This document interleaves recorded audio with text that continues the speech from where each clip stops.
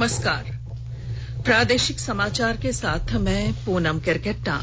पहले मुख्य समाचार। प्रधानमंत्री नरेंद्र मोदी के नेतृत्व में राष्ट्र ने आज विजय दिवस की 50वीं वर्षगांठ पर राष्ट्रीय समर स्मारक पर बहादुर शहीदों को श्रद्धांजलि अर्पित की। केंद्र सरकार ने 60 लाख टन चीनी निर्यात करने का किया फैसला। इस निर्यात पर किसानों को 3,500 करोड़ रुपए दी जाएगी सब्सिडी। लातेहार के चंदवा में सुरक्षा बलों और उग्रवादियों के बीच मुठभेड़, टीपीसी का सब जोनल कमांडर मारा गया और झारखंड की 24 लड़कियों को तमिलनाडु के कोयम्बटूर से मुक्त कराकर आज लाया गया रांची। और अब समाचार विस्तार से। कोविड-19 महामारी के खिलाफ देश एकजुट होकर लड़ रहा है। आप भी हमारे साथ सुरक्षा और बचाव के 3 आसान एहतियाती उपायों का संकल्प लें। मास्क पहनें, 2 गज की दूरी है जरूरी, सुरक्षित दूरी बनाए रखें, हाथ और मुंह साफ रखें। प्रधानमंत्री नरेंद्र मोदी ने 1971 के भारत पाकिस्तान युद्ध की वर्षगांठ पर आज सुबह नई दिल्ली स्थित राष्ट्रीय समर स्मारक पर श्रद्धांजलि अर्पित की। इस अवसर पर रक्षा मंत्री राजनाथ सिंह ने स्वर्णिम विजय वर्ष की स्मृति चिन्ह का भी अनावरण किया। 1971 के युद्ध में पाकिस्तान पर विजय की स्मृति के रूप में प्रतिवर्ष 16 दिसंबर को विजय दिवस मनाया जाता है। इसी दिन स्वतंत्र बांग्लादेश का उदय हुआ था। रक्षा मंत्री राजनाथ सिंह ने अपने ट्वीट में कहा है कि भारतीय सैनिकों ने इस युद्ध में वीरता का एक नया अध्याय लिखा था। उन्होंने कहा कि सैनिकों का बलिदान प्रत्येक भारतीय को प्रेरित करता रहेगा और कृतज्ञ राष्ट्र हमेशा उन्हें सम्मान के साथ याद रखेगा। आकाशवाणी का समाचार सेवा प्रभाग विजय दिवस पर स्पॉटलाइट कार्यक्रम में आज रात एक फीचर प्रस्तुत करेगा। यह कार्यक्रम रात 9:15 पर FM गोल्ड चैनल और अतिरिक्त मीटरों पर सुना जा सकेगा। कार्यक्रम हमारी वेबसाइट newsonair.com और YouTube channel news on AIR official पर भी उपलब्ध रहेगा। इसे हमारे mobile app news on AIR पर भी सुना जा सकेगा। ब्रिटेन के विदेश मंत्री डोमिनिक रॉब ने आज प्रधानमंत्री नरेंद्र मोदी से मुलाकात की। इस मुलाकात के दौरान श्री मोदी ने प्रधानमंत्री बोरिस जॉनसन के साथ अपनी हाल की टेलीफोन बातचीत का उल्लेख करते हुए कोविड के बाद विश्व में भारत ब्रिटेन साझेदारी के महत्व पर जोर दिया। श्री मोदी ने द्विपक्षीय संबंधों को मजबूत करने के लिए व्यापार, निवेश, रक्षा, शिक्षा, ऊर्जा, जलवायु परिवर्तन और स्वास्थ्य जैसे क्षेत्रों में सहयोग बढ़ाने पर जोर दिया। केंद्र सरकार ने 60 लाख टन चीनी निर्यात करने और किसानों को सब्सिडी देने का फैसला किया है। सूचना और प्रसारण मंत्री प्रकाश जावड़ेकर ने आज नई दिल्ली में बताया कि गन्ना किसानों के लिए केंद्रीय मंत्रिमंडल ने 3,500 करोड़ रुपए की सब्सिडी की मंजूरी दी है। इस साल शक्कर का उत्पादन 310 लाख टन होगा। देश में खपत 260 लाख टन होती है। इस साल सरकार ने, और पिछले 3-4 साल से ये चल रहा है, तो देश में दाम इसके कारण कम है, तो किसान और उद्योग दोनों संकट में हैं। इसको मात देने के लिए सरकार ने इस साल 60 लाख टन चीनी निर्यात करने का निर्णय किया है, निर्यात को सब्सिडी देने का निर्णय किया है। ये सब्सिडी सीधे किसान के खाते में जाएगी, ये उसकी विशेषता है। 3500 करोड़ रुपए इस काम के लिए लगेंगे। लेकिन किसान के लिए खुशखबरी वो है कि जो प्रत्यक्ष निर्यात होगा, वो निर्यात का जो मूल्य मिलेगा वो भी किसान के खाते में जाएगा। वो लगभग 18,000 करोड़ रुपए मिलेगा। तो 3,500 करोड़ रुपए सब्सिडी, 18,000 करोड़ रुपए निर्यात से मिलने वाली आय, और अभी तक जो घोषित सब्सिडी दूसरी है उसका 5,361 करोड़ तो एक सप्ताह में किसान के खाते में जमा होगा। झारखंड में कोरोना से स्वस्थ होने की दर बढ़कर 97.69% हो गई है। कल 211 लोगों को संक्रमण मुक्त होने पर अस्पतालों से छुट्टी दे दी गई। राज्य भर में अब तक 1,09,352 मरीज ठीक हो चुके हैं।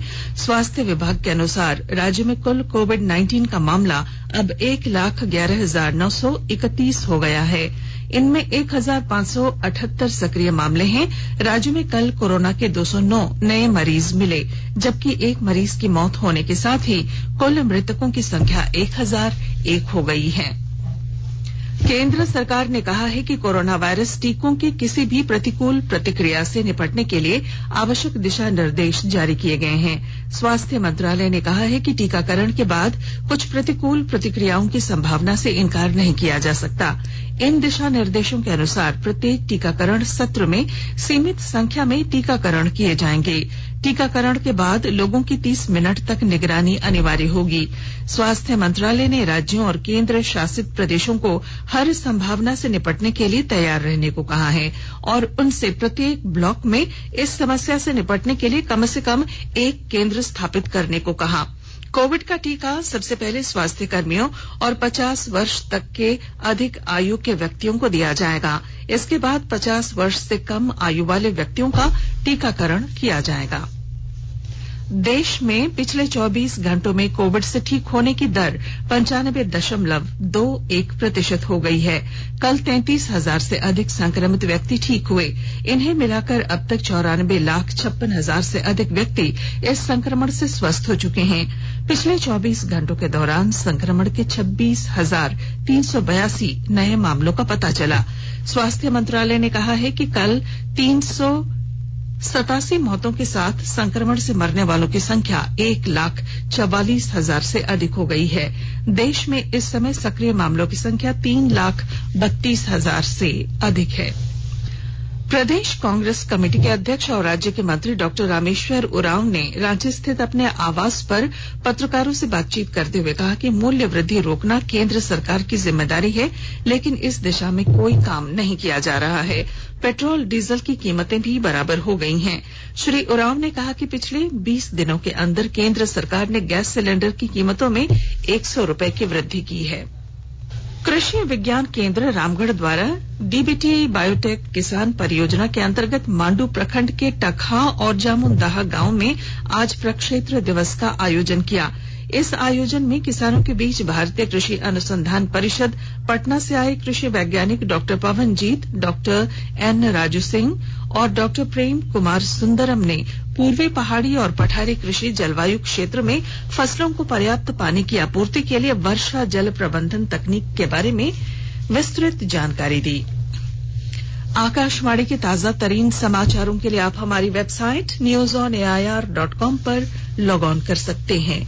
ताजा समाचार Twitter handle @AIR News Alerts और Facebook page all India radio news पर भी उपलब्ध है। आप प्रादेशिक समाचार एकांश के ट्विटर हैंडल @AIR News_Ranchi और Facebook page AIR News Ranchi के अलावा YouTube channel regional news unit Ranchi पर भी हमारे बुलेटिन सुन सकते हैं। प्रादेशिक समाचार आप आकाशवाणी रांची से सुन रहे हैं और अब पेश हैं कोरोना से बचाव के कुछ संदेश। कोविड-19 से बचाव और सुरक्षित रहने के 3 उपाय। मास्क लगाएं, 2 गज दूरी है जरूरी, सुरक्षित दूरी रखें, हाथ और मुंह साफ रखें।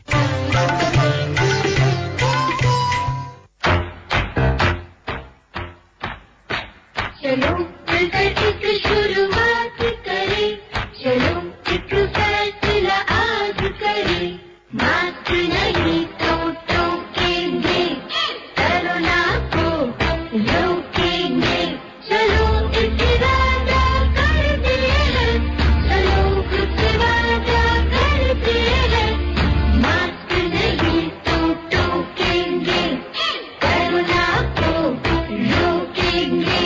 भारत सरकार द्वारा जनहित में जारी। प्रादेशिक समाचार में आपका फिर स्वागत है। लातेहार जिले के चंदवा थाना क्षेत्र में आज सुबह सुरक्षा बलों और टीपीसी उग्रवादियों के बीच मुठभेड़ हुई।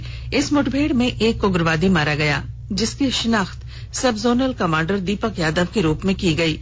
पुलिस ने घटनास्थल से एक AK-47 राइफल, कारतूस सहित अन्य सामान बरामद किया है।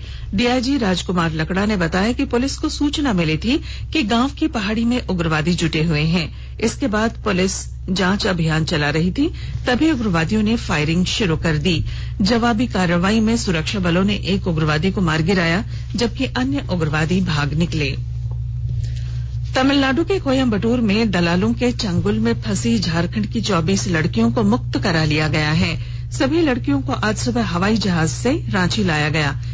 ये लड़कियां पश्चिमी सिंहभूम और सरायकेला खरसावां जिले के विभिन्न इलाकों की रहने वाली हैं। इससे पहले इन लड़कियों ने राज्य प्रवासी कंट्रोल रूम में मुक्त कराने के लिए गुहार लगाई थी।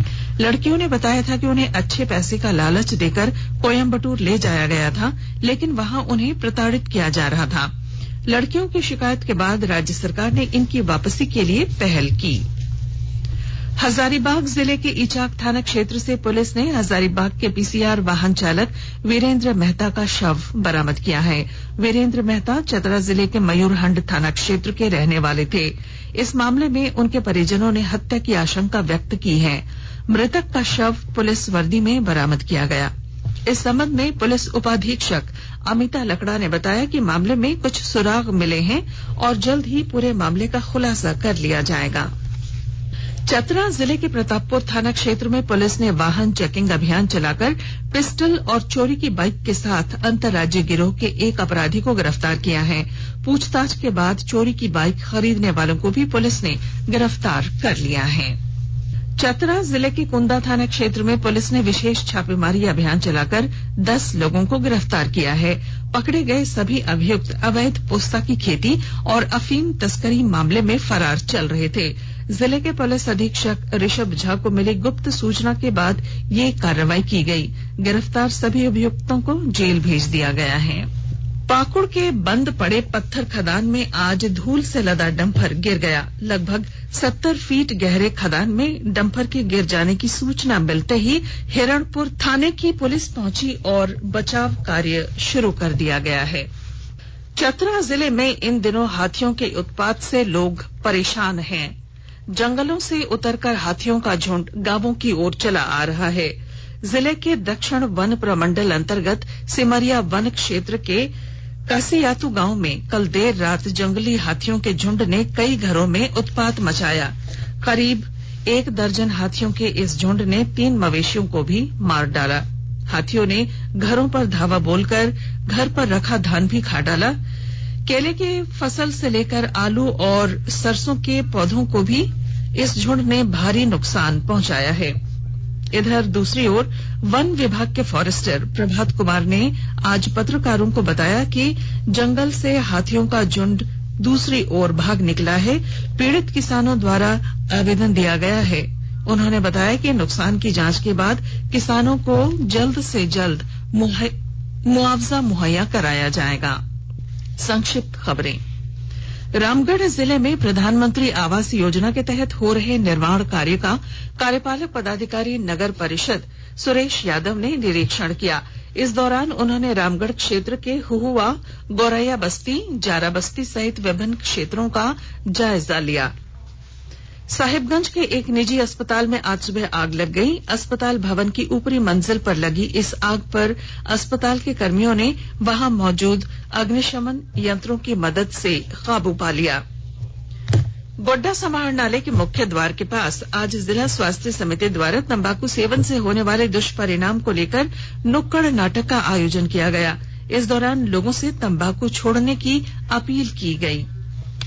भाजपा के कार्यकर्ताओं ने आज गोड्डा और महगामा में धरना दिया। इस दौरान राज्य सरकार पर गलत नीतियों का आरोप लगाते हुए नारेबाजी की गई। इधर हजारीबाग में भी भाजपा कार्यकर्ताओं ने जिला मुख्यालय से लेकर प्रखंड मुख्यालय तक राज्य सरकार के खिलाफ धरना प्रदर्शन किया। और अब क्रिकेट। भारत और ऑस्ट्रेलिया के बीच 4 मैचों की टेस्ट क्रिकेट श्रृंखला का पहला मैच कल एडिलेड में खेला जाएगा।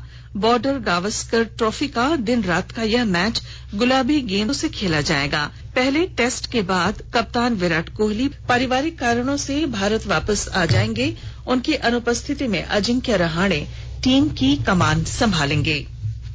और अब बुलेटिन के आखिर में मुख्य समाचार एक बार फिर। प्रधानमंत्री नरेंद्र मोदी के नेतृत्व में राष्ट्र ने आज विजय दिवस की 50वीं वर्षगांठ पर राष्ट्रीय समर स्मारक पर बहादुर शहीदों को श्रद्धांजलि अर्पित की। केंद्र सरकार ने 60 लाख टन चीनी निर्यात करने का किया फैसला। इस निर्यात पर किसानों को 3,500 करोड़ रुपए की दी जाएगी सब्सिडी।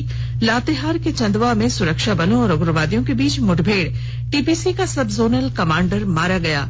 और झारखंड की 24 लड़कियों को तमिलनाडु के कोयम्बटूर से मुक्त कराकर आज लाया गया रांची। और इसके साथ ही आकाशवाणी रांची से प्रादेशिक समाचार का ये बुलेटिन समाप्त हुआ। नमस्कार। घर में रहिए, सुरक्षित रहिए और सुनते रहिए आकाशवाणी।